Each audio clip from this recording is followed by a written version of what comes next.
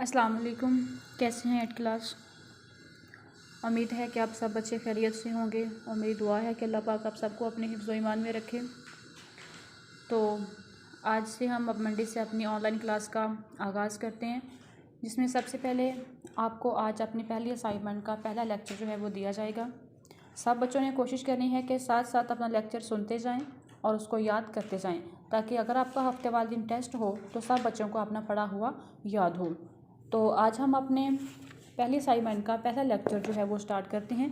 मैं पहले आपको बता दूं कि हफ्ते में 4 दिन आपको लेक्चर दिया जाएगा। फ्राइडे आपका ऑफ होगा और हफ्ते वाले दिन आपका टेस्ट हुआ करेगा। तो एक असाइनमेंट में जो भी आपको काम दिया जाएगा, आपने उस असाइनमेंट को मुकम्मल करके मंडे वाले दिन स्कूल में जमा करवा देना है और मंडे वाले दिन अपनी जो अगली असाइनमेंट है वो स्कूल से ले जाएंगे। तो कोशिश करनी है कि हर बच्चा अपना काम मुकम्मल करके स्कूल में भिजवा दें। तो आज का हमारा जो फर्स्ट लेक्चर है वो पहले वज़ीर-ए-आज़म की हैसियत से है कि पाकिस्तान के जो पहले वज़ीर-ए-आज़म थे वो कौन थे और उन्होंने क्या खिदमात अपनी अंजाम दी। तो हमारे जो पहले वज़ीर-ए-आज़म थे पाकिस्तान बनने के बाद वो थे लियाकत अली ख़ान।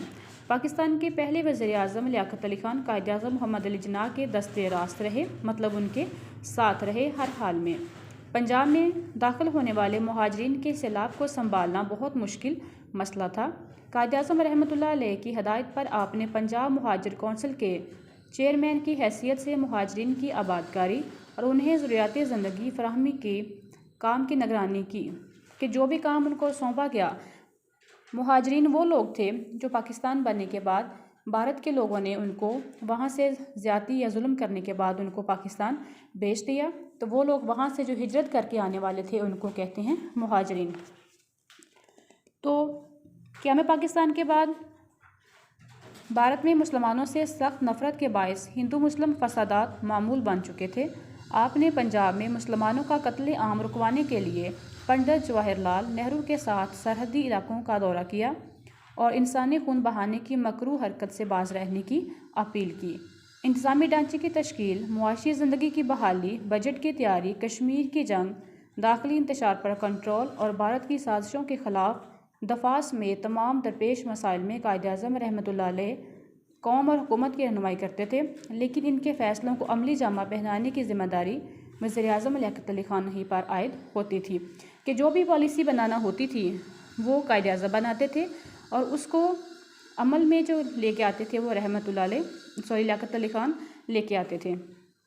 तो कायद-ए-आज़म रहमतुल्लाह अलैह की वफ़ात के बाद जब कौम के हौसले पस्त हो रहे थे और भारतीय क़यादत पाकिस्तान के ख़िलाफ़ मुसलसल साजिशें कर रही थी, तो ऐसे हालात में आप ही कौम के तर्जुमान और कायद थे, मतलब लियाकत अली ख़ान ही थे जो उस वक़्त कौम के कायद थे।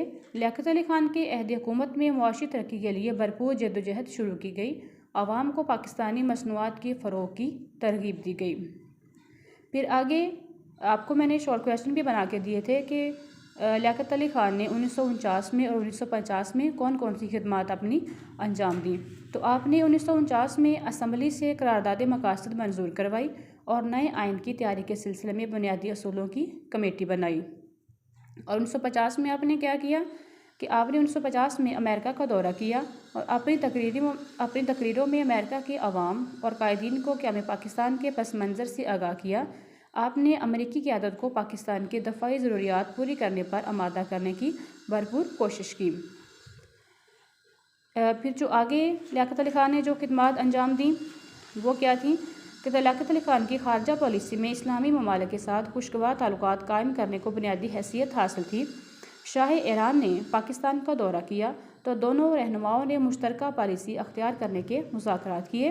1951 के वस्त में, मतलब 1951 के दरमियान में जब भारतीय फ़ौजें पाकिस्तानी सरहद पर जमा हुईं तो मुल्क में गैर यकीनी सूरत हाल पैदा हो गई, मतलब ऐसी सूरत हाल कि जिसके बारे में कोई आइडिया ना हो कि ऐसे हालात पैदा हो जाएंगे या ऐसी सूरत हाल का हमें सामना करना पड़ेगा।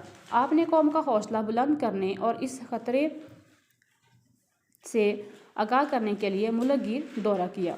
16 अक्टूबर 1951 को रावलपिंडी के कंपनी बाग में आपको उस वक्त गोली मारकर शहीद कर दिया गया जब आप अभी खिताब के लिए खड़े ही हुए थे।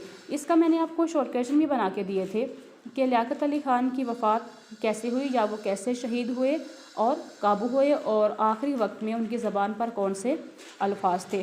तो आपका जवाब था कि 16 अक्टूबर 1951 को रावलपिंडी के कंपनी बाग में आपको उस वक्त गोली मारकर शहीद कर दिया गया जब आप अभी ख़ताब के लिए खड़े ही हुए थे, और उस वक्त आपकी ज़बान पर आखिरी अल्फाज क्या थे कि या अल्लाह पाकिस्तान की हिफाजत फरमा। कौम ने लियाकत अली ख़ान को इनकी अज़ीम खिदमात पर कायदे मिलत का ख़ताब दिया।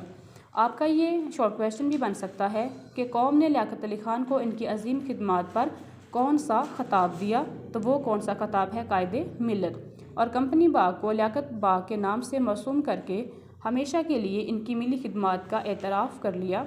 आपको कायदे आज़म के मज़ार के अहाता में दफन किया गया। ये है आपका आज का लेक्चर, जिसको आपने ये करना है कि जो आपके शॉर्ट क्वेश्चन हैं उनको आपने अलग से अपनी असाइनमेंट जो भी आपकी होगी उसको आपने अलग से हल कर लेना है। तो जो भी हम इस पूरे हफ्ते में अपनी असाइनमेंट करेंगे उसको आपने जितने भी उसमें शॉर्ट क्वेश्चन आते होंगे आपने सबको सवालात को अलग से शीट पर हल करके स्कूल में जमा करवा देना है। तो जो भी आप पैराग्राफ रीड करेंगे उसमें जो मैंने आपको शॉर्ट क्वेश्चन बना के भेजे होंगे वो तो आप करेंगे ही, लेकिन उसके अलावा भी अगर आपको लगता होगा कि और शॉर्ट क्वेश्चन बन सकता है तो वो भी आप बना के अपने असाइनमेंट पे लिख लीजिएगा। तो मुझे उम्मीद है कि सब बच्चे आज ध्यान से अपना लेक्चर सुनेंगे, उसको याद करेंगे और हफ्ते बाद दिन अच्छा सा अपना टेस्ट जो है वो दे देंगे। सब बच्चे अपना ख्याल रखिएगा। अल्लाह हाफिज़।